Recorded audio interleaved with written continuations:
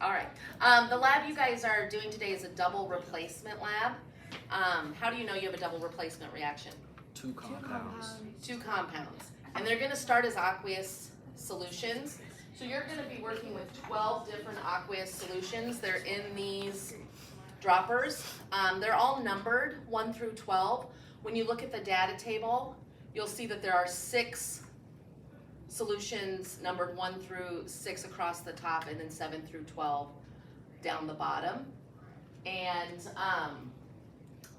you are going to be mixing these solutions to see if a reaction occurs. What's the number one piece of evidence that a double replacement reaction has occurred? You form a precipitate. So you're looking for solids to form. So what you will be working with are the lids to some well plates. So there's some little circles here with a little tiny ridge. The instructions may say like 3 to 4 drops. You're really using 1 to 2 drops of everything, or it's going to overflow. If you put 2 lids like this, you'll have 6 columns, and then you can have 6 rows and have a couple of rows where you can retest if you need to. So you're essentially recreating the data table on here. So you'll find solution number 1, and all of the compounds are listed in your data table.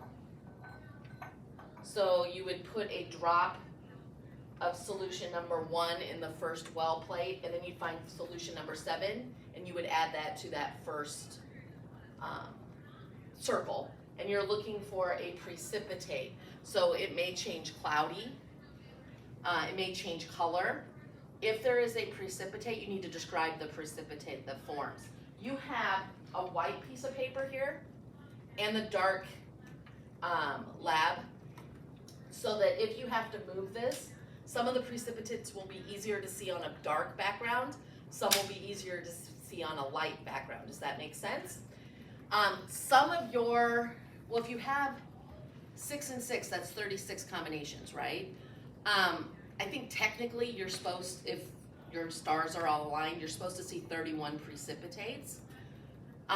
Some years we see all 31, some years we don't. So don't freak out if you don't see all 31, but you just want to record what you see. If you're unsure if a precipitate forms or not, I would retest that combination in one of the extra rows at the bottom and switch the order in which you add the solutions.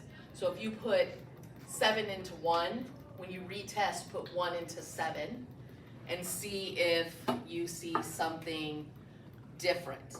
The analysis for this lab is writing a double replacement reaction where you have identified the precipitate. So you will have to get into those solubility rules that were in the precipitation reading and apply those to find your precipitates. You cannot do the post-lab questions until after our discussion next class. All right, because we'll talk about complete and net ionic equations at that point. Now you're making a solid, so can this waste go down the sink? No. No, because we don't want to clog our sinks. So I put a wash bottle out. I also have paper towels, which seems weird, in the waste beaker, because then the precipitate settles on the paper towel and I can easily throw it away. Think of it as like a crock pot liner if your parents use those.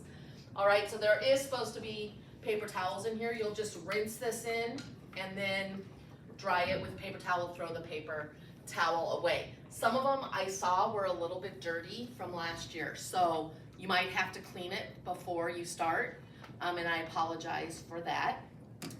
You are working with lead ions. You are also working with cyanide ions.